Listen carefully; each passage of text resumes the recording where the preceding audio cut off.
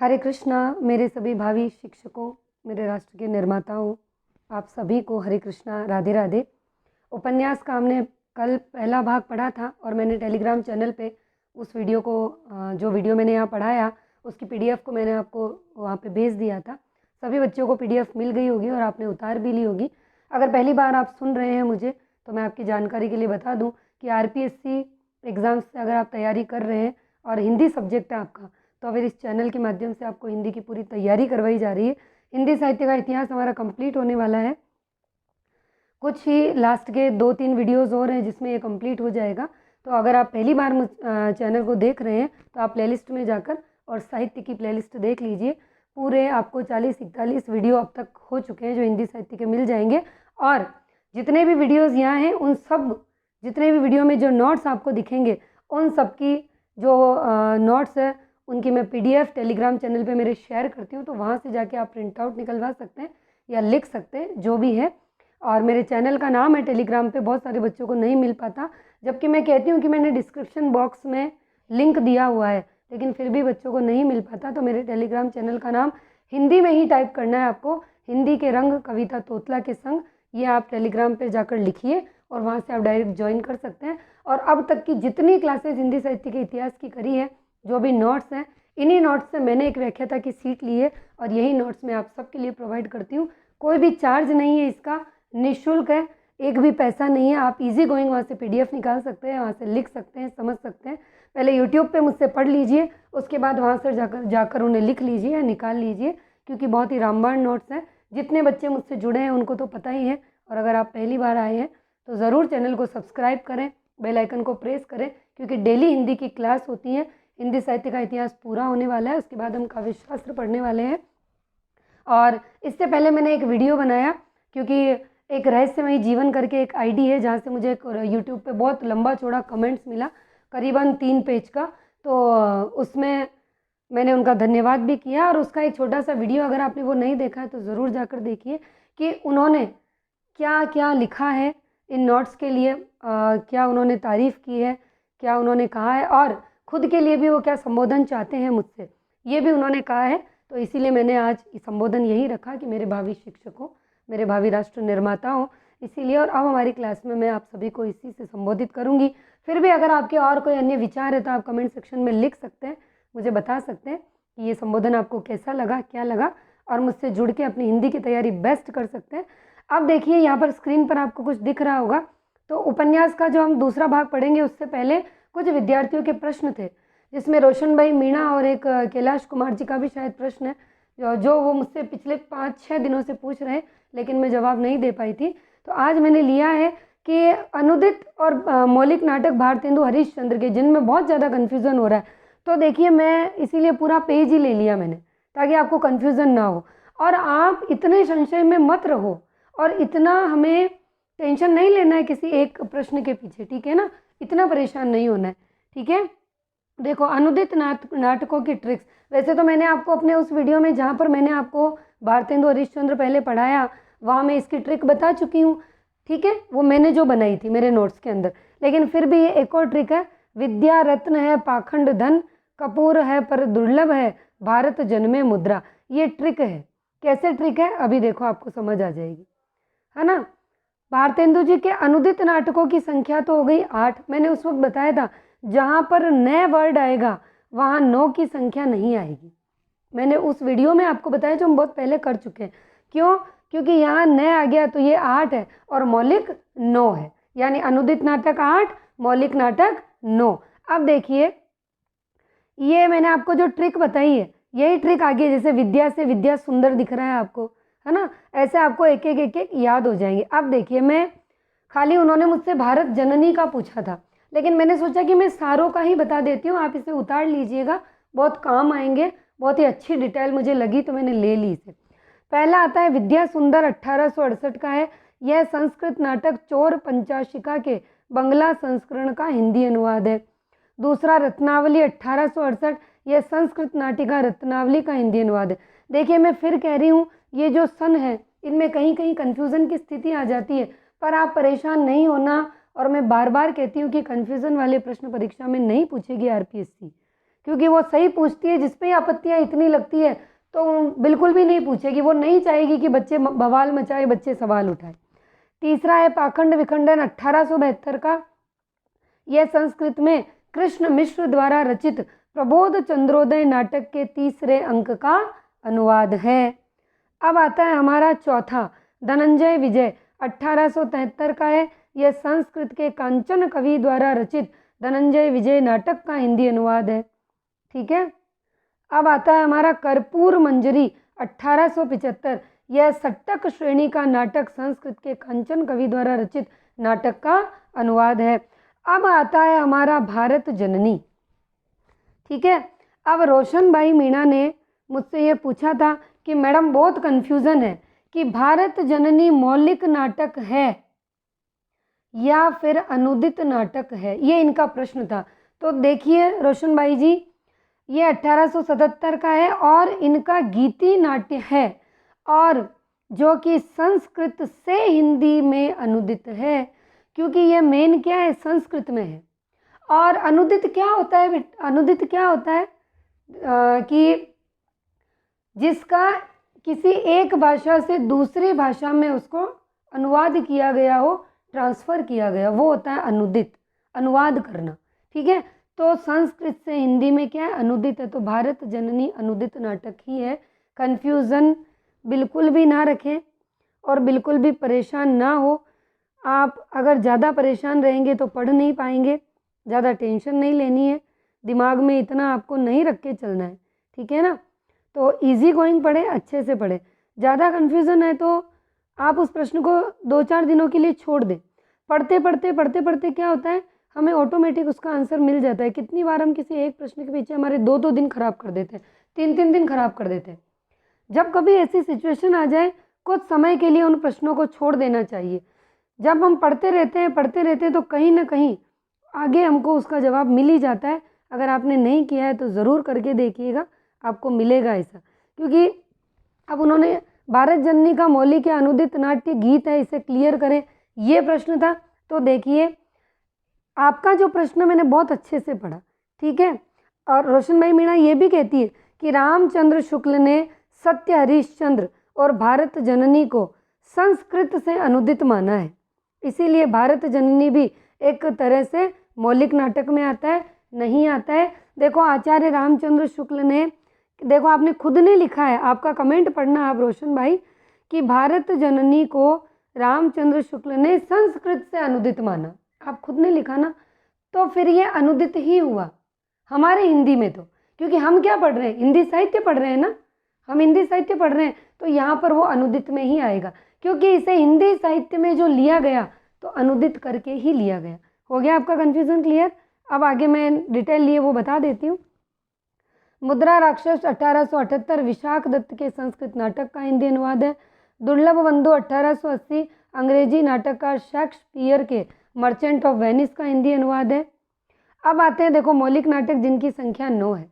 वैदिक हिंसा हिंसा न भवति, यह एक प्रहसन है, इसमें पशु बलि प्रथा का विरोध किया गया। फिर है सत्य हरिश्चंद्र 1875, इसमें असत्य पर सत्य की विजय का वर्णन किया। श्री चंद्रावली नाटिका 1876, इसमें प्रेम भक्ति का आदर्श प्रस्तुत किया। और फिर आता है विशस्य विषमोषधम, विषमोषधम, ये विषमोषधम ही है, कहीं कहीं धर्म भी लिखा है, कहीं धम भी लिखा है। ये भाण है, क्या है ये भाण, ये देशी राजाओं की कुचक्रपूर्ण परिस्थिति को दिखाने के लिए रचा गया था। उसके बाद आती है ये भारत दुर्दशा। देखो भारत जननी तो अनुदित है और भारत दुर्दशा मौलिक है। ये नाट्य रासक है, इसमें अंग्रेजी राज्य में भारत की दशा का चित्रण किया गया। यह नाटक प्रबोध चंद्रोदय की प्रतीकात्मक शैली से प्रभावित है। नील देवी 1881 गीति रूपक, यह पंजाब के एक हिंदू राजा पर मुसलमानों की चढ़ाई का ऐतिहासिक वृत्त लेकर लिखा गया। इसमें भारतीय नारी के आदर्शों की महत्ता का प्रतिपादन किया गया। अंधेर नगरी एक प्रहसन है 6 अंकों का, इसमें भ्रष्ट शासन तंत्र पर व्यंग किया गया। प्रेम जोगिनी 1875 नाटिका, इसमें तीर्थ स्थानों पर होने वाले कुकृत्यों का चित्रण किया गया। ठीक है, ये हो गए हैं। उसके बाद है 9वां है सती प्रताप 1883 का गीति रूपक, यह इनका अधूरा नाटक माना जाता है। और इसे पूरा किसने किया? राधा कृष्ण दास ने इसे पूरा किया। तो ये आपका कन्फ्यूज़न था। मुझे लगा कि मुझे खाली भारत जननी पे ही बात नहीं करनी चाहिए, मैं आपको पूरी डिटेल दे दूं तो शायद आपके लिए बहुत ही उपयोगी सिद्ध होगी, ताकि आपको और किसी में रहे नहीं। क्योंकि भारतेंदु हरीशचंद्र वैसे भी बहुत फेमस है अपने लेवल पे, तो मुझे लगा कि मुझे आपको बता देना चाहिए। अब हम आते हैं हमारे जो उपन्यास का दूसरा पार्ट है उस पे आते हैं। ठीक है, मैंने देखो अलग से पीडीएफ बनाई थी, इसमें ले नहीं पाई थी, इस वजह से मुझे अलग से पढ़ाना पड़ा।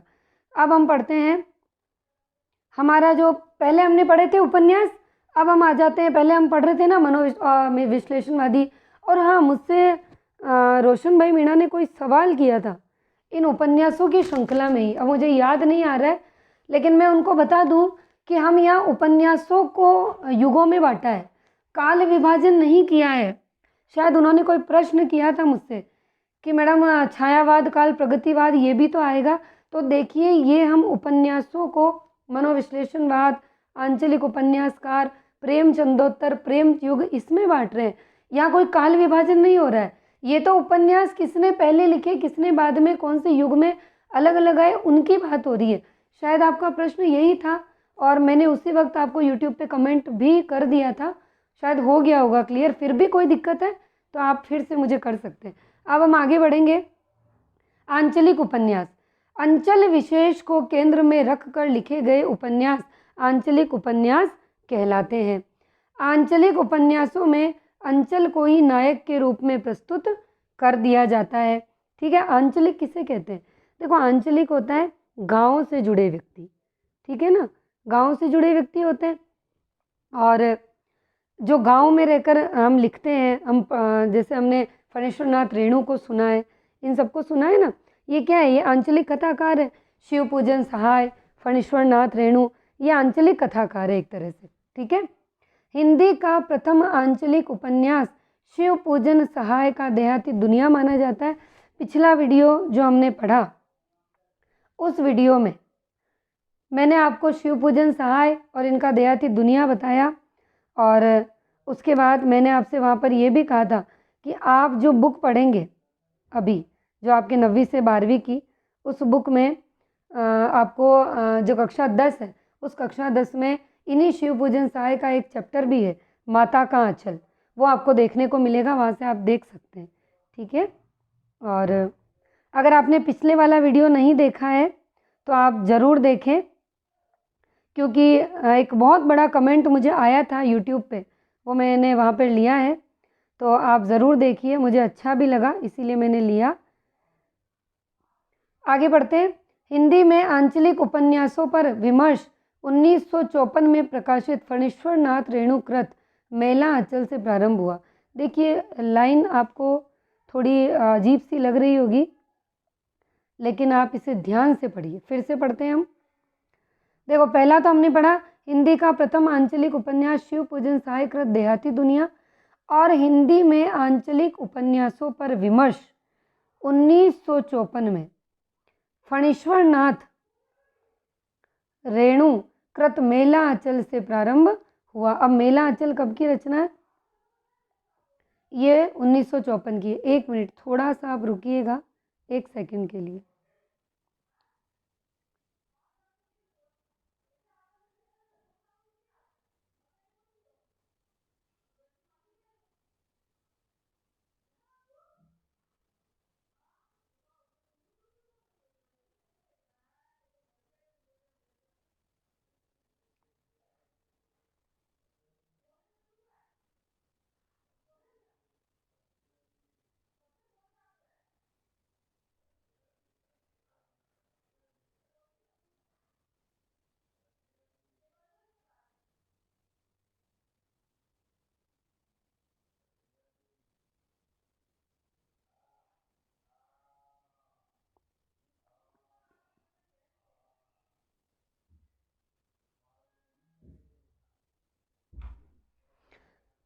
आगे पढ़ते हैं हम, माफ़ कीजिएगा।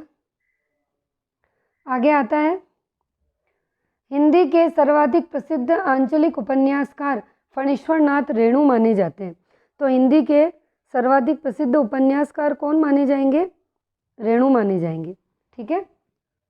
मेला आंचल पड़ती परिकथा, पलटू बाबू रोड, जुलूस, दीर्घ तपा, कितने चौराहे, ये हिंदी का आप जो भी फणीश्वरनाथ रेणु ने जो उपन्यास लिखे हैं आंचलिक, वो सभी इसमें आ जाएंगे। आगे देखिए नागार्जुन, रतिनाथ की चाची, बलचनामा, नई ओध, उग्र तारा, वरुण के बेटे, इमरतिया, दुख मोचन, बाबा बटेश्वर नाथ और कुंभी पाक। आगे आते हैं हमारे देवेंद्र सत्यार्थी, रथ के पहिए, उदय शंकर भट्ट, सागर लहरें और मनुष्य, लोक परलोक, शिव प्रसाद सिंह रुद्र का होगा, बहती गंगा, रागे राघव। कब तक पुकारूं आंचलिक, देखो रागे राघव का जो कब तक पुकारूं है, ये एक आंचलिक है जो कि राजस्थान की नट जाति के जीवन पर आधारित उपन्यास, याद रखना है आपको। विषाद मठ, घरौंदे, मुर्दों का टीला, धरती मेरा घर, बोलते खंडर। श्री लाल शुक्ल, इन्होंने क्या लिखा? राग दरबारी। ये एक आंचलिक उपन्यासकार है जो कि रिपोर्टाज शैली में लिखा गया है, मोस्ट इंपॉर्टेंट। विश्रामपुर का संत, अज्ञातवास, आदमी का जहर, राग विराग। ठीक है। आगे आएंगे हमारे विवेकी राय, इन्होंने क्या क्या लिखे? बबूल, पुरुष पुराण, समर शेष है, मंगल भवन, अमंगलहारी, नमामि ग्रामम। शैलेश मटियाणी लिखते हैं बोरी बली से बोरी बंदर तक, कबूतर खाना, किस्सा नर्मदा बेन गंगूबाई का। आगे आते हैं हमारे मार्क्सवादी उपन्यास धारा। अब देखिए हमने आंचलिक पढ़ी, अब हम मार्क्सवादी पढ़ेंगे। प्रगतिशील विचारधारा से ओतप्रोत उपन्यासों को मार्क्सवादी उपन्यास कहते हैं। आरपीएससी फर्स्ट ग्रेड से जितने भी बच्चे तैयारी कर रहे हैं, बहुत ध्यान से इस टॉपिक को पढ़ लीजिएगा, क्योंकि आपका जो स्नातकोत्तर का पार्ट है, जहाँ से आपके 10 प्रश्न आएंगे, वहाँ पर आपका एक बिंदु है जिसमें से एक प्रश्न आएगा मार्क्सवाद। उस मार्क्सवाद में ये आपका बहुत बड़ा रोल होगा। ठीक है। अब देखिए यशपाल है, और मैंने आपको बताए थे मनोविश्लेषणवाद में कौन कौन से राइटर है, अब यहाँ मार्क्सवाद के भी देख लीजिए। प्रसिद्ध मार्क्सवादी उपन्यासकार जो है वो है हमारे यशपाल। देखो मनोविश्लेषणवाद मार्क्सवाद अलग अलग है। मनोविश्लेषणवाद पिछले वीडियो में पढ़ा चुकी हूँ मैं, नहीं पढ़ा है तो जाकर देख लेना, प्रश्न बनता है वहाँ से।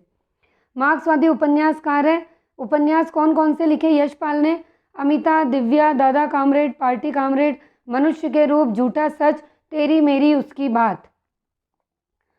अब देखिए यशपाल तो एक फेमस थे मार्क्सवादी, इसीलिए उनके लिए बता दिया और आपको याद भी रखना है। हिंदी के अन्य उपन्यासकारों में अगर हम बात करते हैं तो कौन से आएंगे?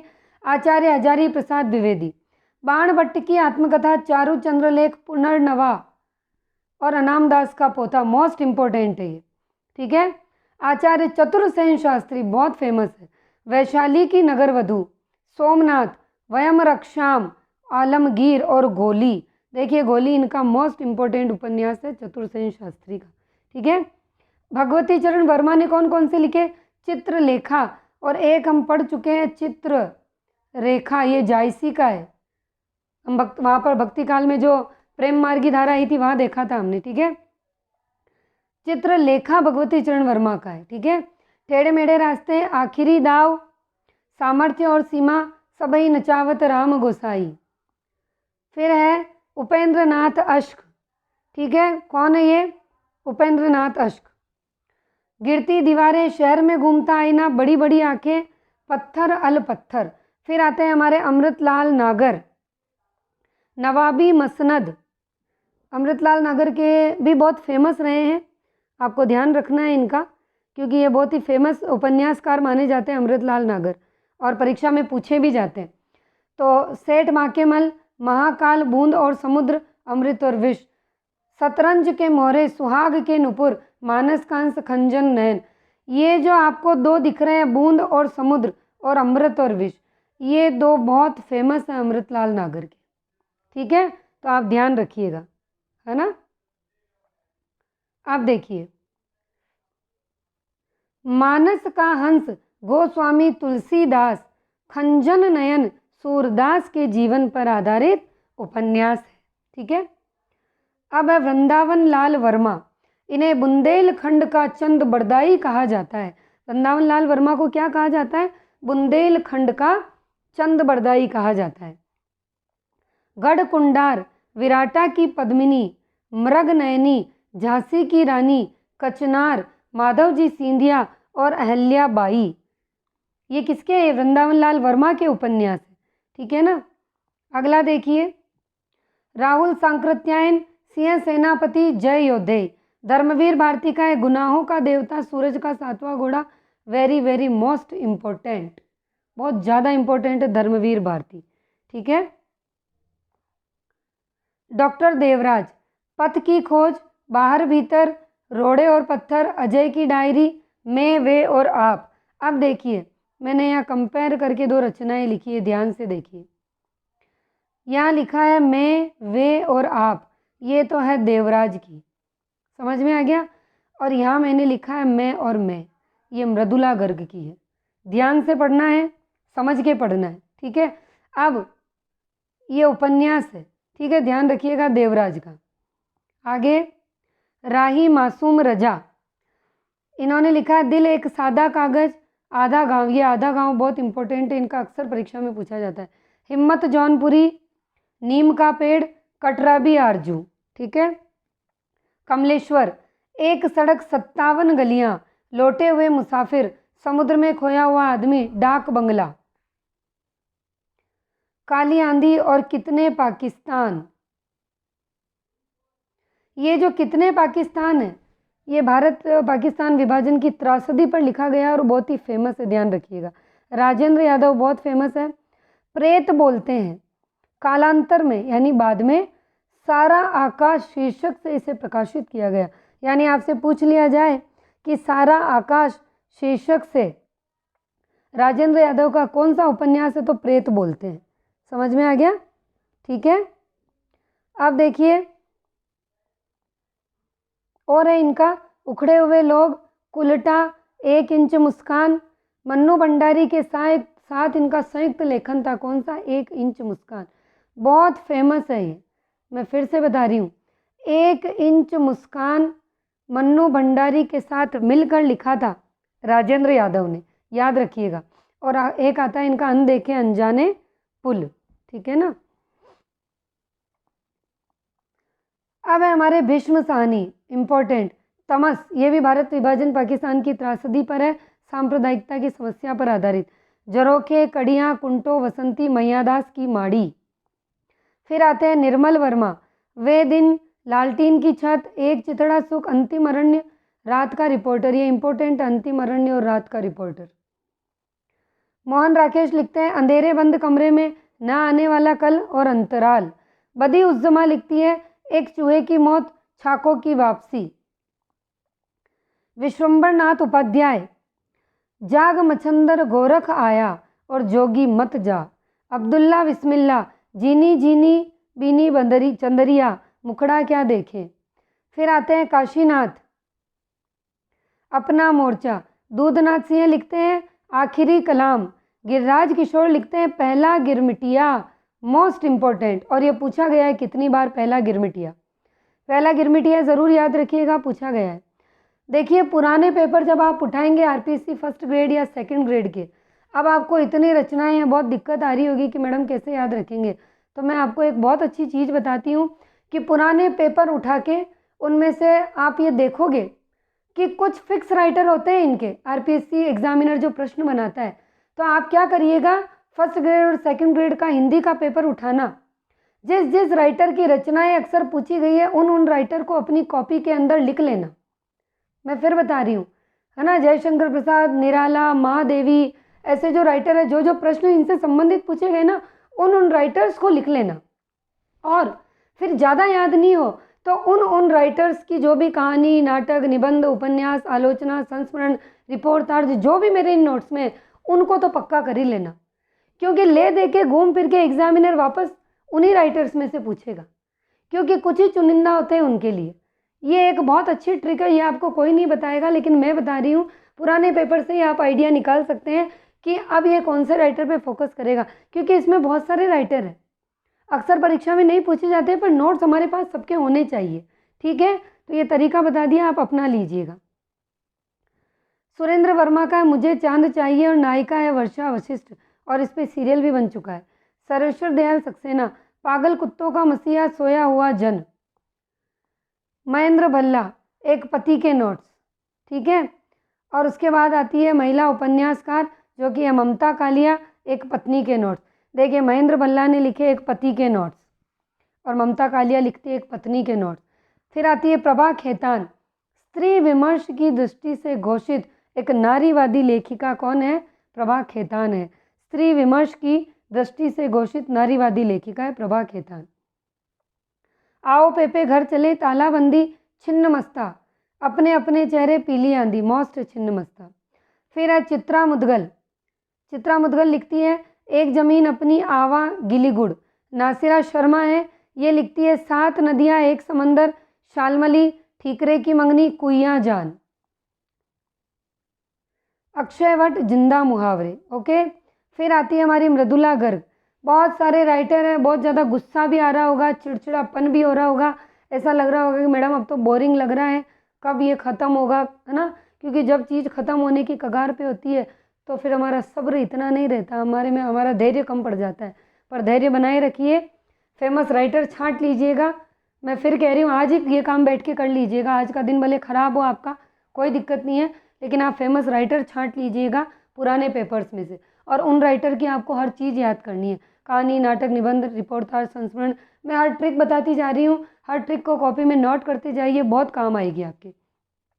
मृदुला गर्ग लिखती है उसके हिस्से की धूप, चित कोबरा, कट गुलाब, मैं और मैं, मिलजुल मन। आज आपको लग रहा होगा मैं फास्ट पढ़ा रही हूँ, बिल्कुल, क्योंकि मेरे स्कूल जाने का टाइम हो गया है और वीडियो में इसी वक्त बना रही हूँ। अभी घड़ी में 8:30 बज रहे हैं, 9 बजे मुझे स्कूल निकलना है।